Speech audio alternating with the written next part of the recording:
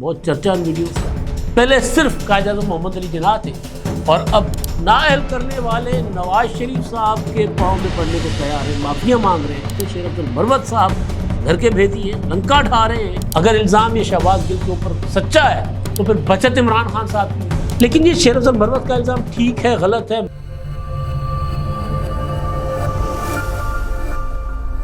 السلام علیکم، میں امداد سمرو۔ ان دنوں قائد اعظم محمد علی جناح کی ویڈیوز بہت وائرل ہو رہی ہیں، بہت چرچا ان ویڈیوز کا۔ پہلے صرف قائد اعظم محمد علی جناح تھے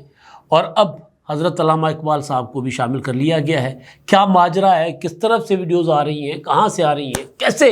سامنے لائی جا رہی ہیں اور وجہ کیا ہے، ایک تو اس پر بات ہوگی۔ دوسرا،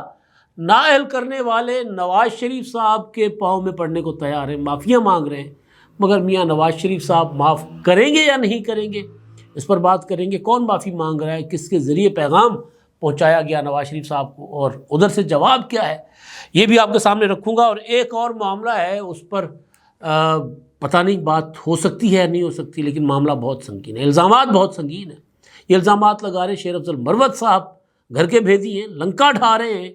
اور عمران خان صاحب کے رائٹ ہینڈ شہباز گل صاحب پر انہوں نے الزام لگایا ہے۔ اگر الزام یہ شہباز گل کے اوپر سچا ہے تو پھر بچت عمران خان صاحب کی بھی نہیں ہے۔ اس کا مطلب ہے کہ کل کلاں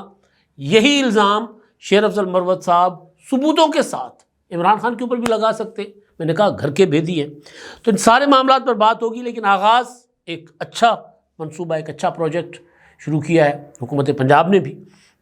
میں اس لیے کہہ رہا ہوں کہ سندھ اس پر کام کر چکا ہوا ہے۔ مفت سولر کی فراہمی، جو 200 یونٹ تک استعمال کرنے والے صارفین ہیں ان کو سولر پلیٹس مفت دی جا رہی ہیں، تقسیم کی جا رہی ہیں۔ آغاز پنجاب میں بھی کر دیا گیا ہے۔ چند دن پہلے حکومت سندھ نے ایک تقریب میں ناصر شاہ صاحب اور شجریل نام میمن صاحب نے ایک تقریب کی تھی، اور اس میں جو مستحقین تھے ان کو مفت سولر پلیٹ دینی، اور سندھ میں کوئی 2 لاکھ کے قریب جو ہے صارفین ان کو سولر دیے جائیں گے تاکہ وہ مفت میں بجلی استعمال کریں۔ اور ویسے بھی لوڈ شیڈنگ بہت ہے ہمارے دیہی علاقوں میں، خاص طور پر سندھ میں۔ پنجاب میں اتنی نہیں ہے، لیکن سندھ میں، میرا تو اپنا جو گاؤں ہے وہاں پر 18-19 گھنٹے بھی لائٹ نہیں ہوتی، لوگ پینے کے پانی کے لیے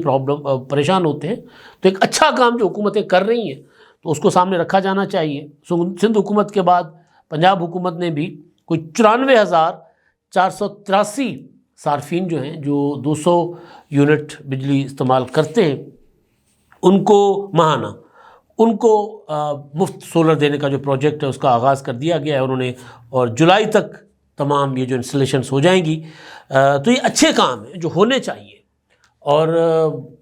ادھر عمران خان صاحب کی جو صوبائی حکومت ہے نا، ان کی طرح نہیں ہونی چاہیے کہ جی ہم نے تو طالبان سے بات کرنی ہے، اس کے علاوہ مذاکرات کرنے، اس کے علاوہ تم ایک قدم آگے نہیں بڑھیں۔ بھائی لوگوں کی خدمت کرو، لوگوں کو کچھ دو تو صحیح، صرف نعرے بازی۔ تو جو حشر ہوا ہے KPK کا، بہرحال اب اس پر کسی اور موقع پر بات دوبارہ کریں گے۔ اب میں براہ راست آتا ہوں جو نواز شریف صاحب سے معافی، قائد اعظم محمد علی جناح کی ویڈیوز جو ہیں ان کے پیچھے کیا لاجک ہے، کیوں وہ سامنے آ رہی ہیں، اس پر بھی بات ہوگی۔ لیکن خبر جو ہے وہ یہ ہے کہ نواز شریف صاحب کو وہ شخصیات یا ایک شخصیت جو کہتے تھے کہ جی اچھا ٹھیک ہے، لوہے کے چنے ہو نا، آؤ میرے سامنے دیکھتا ہوں کیسے لوہے کے چنے ہو۔ ثاقب نثار صاحب کی میں بات کر رہا ہوں، مطلب میں وہ لفظ استعمال مجھے کرنا مناسب نہیں ہے، لیکن بہرحال پاکستان کا کوئی ایسا چیف جسٹس قاضی فیصل صاحب کے علاوہ، کوئی جواد خواجہ صاحب کے علاوہ، یا ایک آدھ اور ہوں گے دکھائیں جنہوں نے انصاف کیا ہو، جنہوں نے اپنی اس کرسی کا، اس منصب کا ناجائز استعمال نہ کیا ہو۔ ثاقب نثار صاحب ان میں سر فہرست تھے۔ چند جو ہے، ثاقب نثار صاحب اپنے وقت کے بڑے فرعون بنے پھرتے تھے، مطلب وہ عدالت کے اندر جا کر، سندھ میں وہ ایک ماتحت عدالت کے اس میں گئے، کارروائی کے دوران جج صاحب بیٹھے تھے اپنی کرسی پر، حالانکہ وہ ان کے ماتحت نہیں تھے۔ کوئی بھی ہائی کورٹ سپریم کورٹ کے کوئی بھی ماتحت عدالت سپریم کورٹ کے ماتحت نہیں ہوتی، وہ ہائی کورٹس کے ماتحت ہوتی ہے، اور ہائی کورٹ سپریم کورٹ کے ماتحت نہیں ہوتی۔ تو بہرحال وہ گئے اور وہاں پر عدالت کی کارروائی کے دوران جج صاحب کے منہ پر موبائل پکڑ کے اس کے مارا ٹیبل پر۔ یہ کیا؟ شجریل نام میمن گرفتار تھے، ہسپتال میں تھے۔ چیف جسٹس حشر دیکھیں نا، چیف جسٹس چلے گئے ہسپتال میں، کوئی بوتل پکڑی، یہ جی شراب ہے، یہ وہ ہے، فلاں ہے۔ پھر حشر کیا ہوا ان کے اس کلیم کا؟ چیف جسٹس کہتے ہیں کہ جی میں نے وہاں سے شراب پکڑی ہے، اور نکلی کیا؟ وہ بھی پھر سب کے سامنے ہے، منہ کی کھانی پڑی نا، نہیں کچھ کر سکے۔ تو وہ چیف جسٹس انہوں نے نواز شریف کو نااہل کیا تھا، ان کی صاحبزادی کو گرفتار کروایا تھا نااہل کر کے، باہر سے بلا کے، اور پھر جب کوئی ساتھی ان کو کہہ رہا ہے فون پر کہ جی دیکھیں مریم نواز کی نااہلی اور گرفتاری نہیں بنتی، سزا نہیں بنتی، آپ اس طرف مت جائیں، تو کہتے ہیں فیصلہ ہم نے نہیں کرنا، جنہوں نے کرنا ہے فیصلہ دوستوں نے کہہ دیا ہے، تو کہہ دیا ہے تو اب اس طرح ہوگا۔ رانا شمیم جو چیف جج تھے گلگت بلتستان کے، وہ گواہ ہیں، وہ کہتے ہیں جی میرے گھر میں بیٹھ کے، میرے گھر کے صحن میں بیٹھ کے، خوشگوار موسم میں بیٹھ کے، وہاں سے وہ فون کر رہے تھے کہ اسلام آباد ہائی کورٹ کو ڈکٹیٹ کر رہے تھے کہ مریم نواز اور نواز شریف صاحب کی اپیلوں پر کون سے بینچز بننے ہیں۔ بعد میں اطہر من اللہ صاحب کی مہربانی سے وہ معاملہ جو ہے وہ آگے نہیں بڑھ سکا، ورنہ جو خط لکھ رہے ہیں جج صاحبان، جن کو اطہر من اللہ صاحب بہت سپورٹ کر رہے ہیں، کرنی بھی چاہیے، کیونکہ جوڈیشری میں مداخلت تو ہوتی ہے نا، اس میں کوئی ڈھکی چھپی بات نہیں ہے۔ 6 جج اگر کہتے ہیں کہ اسلام آباد ہائی کورٹ میں مداخلت کی جا رہی ہے تو غلط نہیں کہہ رہے، مداخلت کل بھی تھی، آج بھی ہے، ہو رہی ہے۔ لیکن بہرحال اطہر من اللہ صاحب نے اس معاملے کے اوپر اگر انکوائری کروائی ہوتی نا تو بہت کچھ کھل کے سامنے آ چکا ہوتا۔ لیکن اب خبر یہ ہے کہ وہ ثاقب نثار صاحب، خواجہ سعد رفیق صاحب نے ایک اسٹیٹمنٹ دی تھی کہ ہم لوہے کے چنے ہیں، چباؤ گے تو دانت ٹوٹ جائیں گے، ان کو بلا کر عدالت میں ان کی تصدیق کی تھی۔ چھوڑ دیں، سیاست دان ہیں، سیاست دانوں کے ساتھ ہمارے ملک میں ایسا ہوتا ہے۔ پاکستان میں ایک غیر متنازع شخصیت حسین نقی صاحب تمام بڑے بڑے صحافیوں کے استاد، درویش آدمی،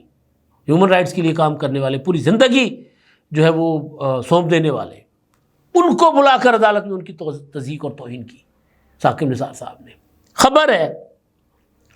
کہ جی انہوں نے نواز شریف صاحب کو پیغام بھیجے کہ جی غلطی ہو گئی، معاف کر دیں، میرا قصور نہیں تھا، میں نہیں چاہتا تھا، میں استعمال ہوا۔ اب اس میں نام لیا جا رہا ہے کہ جی مجیب الرحمان شامی صاحب کے ذریعے انہوں نے پیغام بھیجا ہے، لیکن مجیب الرحمان شامی صاحب کے ذریعے پیغام اس لیے بھی سمجھ سے بالا تر ہے کیونکہ مجیب الرحمان شامی صاحب بھی صرف اس وجہ سے کہ وہ نواز شریف صاحب کے کو کسی نہ کسی شکل میں سپورٹ کرتے ہیں، ان کے ساتھ ان کا ذاتی تعلق ہے، نواز شریف صاحب نے ان کو فائدے پہنچائے ہوں گے، تو وہ بھی زیر اعتاب تھے، ان کے پیٹرول پمپ سے لاہور میں وہ تک بند کروا دیے تھے ثاقب نثار صاحب نے از خود نوٹس لے کر، اور صرف یہ تھا کہ جی آج کل تو سب کو نظر آ رہا ہے کہ کیا ہو رہا ہے، لیکن اس وقت آج کل جو چیخ و چلا رہے ہیں وہ ان کو وہ اس وقت وہ انصاف لگ رہا تھا۔ تو بہرحال تو خبر یہ تھی کہ جی نام لیا جا رہا تھا مجیب الرحمان شامی صاحب کا، لیکن ہمارے استاد سعید چودھری صاحب کہتے ہیں کہ ممکن نہیں ہے کہ شامی صاحب کے ذریعے پیغام جائے، کیونکہ شامی صاحب کو تو بذات خود انہوں نے ستایا ہوا تھا ثاقب نثار نے۔ تو انہوں نے بتایا کہ جی یہ پیغام جو ہے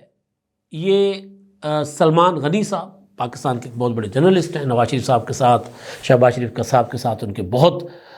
گہرے تعلقات ہیں، بہت اچھے تعلقات ہیں، ان کے ذریعے یہ پیغام ضرور ثاقب نثار صاحب نے بھیجا کہ جی میرے ساتھ مل لیں، بات کر لیں، میں آپ کو بتاؤں گا کہ ہوا کیا تھا اصل میں۔ لیکن اب تک نواز شریف صاحب نے کوئی ان کو پازیٹیو ریسپانس نہیں دیا۔ نواز شریف صاحب آپ کو یاد ہوگا کہ جب پاکستان واپس آ رہے تھے، خبریں تھیں کہ جی واپس آ رہے ہیں، پھر پرائم منسٹر بنیں گے اور یہ ہوگا وہ ہوگا، اس وقت ایک چیز جو سامنے آتی تھی وہ یہ تھی کہ نواز شریف صاحب کی کنڈیشن ایک وہ یہ ہے کہ جو کچھ میرے ساتھ کیا گیا، جو بار بار پاکستان کے ساتھ کیا جاتا ہے، اس کا برملا ادارے اعتراف کریں اور اس کی معافی مانگیں۔ ظاہر ہے وہ نہیں ہونا تھا، وہ پاکستان جیسے ملک میں ایسا نہیں ہوتا، حالانکہ میثاق جمہوریت میں ٹروتھ اینڈ ریکنسیلیشن کمیشن کا وعدہ کیا گیا تھا کہ ہم ایک کمیشن بنائیں گے، سب اپنے جرائم، اپنی غلطیاں، اپنی کوتاہیاں، اپنی سازشیں رکھیں ٹیبل پر، سلیٹ صاف کریں، سب معافی مانگیں اور معاملہ ختم کریں۔ آگے سے تمام ادارے جو ہیں وہ آئین اور قانون کے دائرے میں رہ کر کام کریں، مگر ظاہر ہے نہیں ہونا تھا، نہیں ہوا پھر، اور پھر اس میں ظاہر ایک نواز شریف صاحب کا بھی قصور تھا۔ انہوں نے بھی پورے میثاق جمہوریت پر عمل درآمد نہیں ہونے دیا. آج جو 26ویں آئینی ترمیم میں کیا گیا وہ 18ویں ترمیم میں کیا جا چکا تھا. نیب کو ختم کرنا تھا, ISI کو کے اندر جو سیاسی ونگ تھا وہ ختم کرنا تھا, اور 62-63 جس کے تحت نواز شریف صاحب جو ہے وہ نااہل ہوئے, اس کی عجیب و غریب تشریح وہ بھی ختم ہونا تھا. لیکن میاں نواز شریف صاحب ظاہر ہے 8-10 پوائنٹ ایسے تھے میثاق جمہوریت کے جس پر انہوں نے قانون سازی نہیں ہونے دی, وہ نہیں اس پر کھڑے ہوئے. بعد میں انسان ہے, غلطیاں ہوتی ہیں, اور پھر غلطیوں سے انسان سیکھتا بھی ہے. تو بہرحال تو ٹروتھ اینڈ ریکنسیلیشن کمیشن نہیں بنا. تو نواز شریف صاحب کی ڈیمانڈ یہ تھی 2024 کے انتخابات سے پہلے یا 21 نومبر پاکستان واپس آنے سے پہلے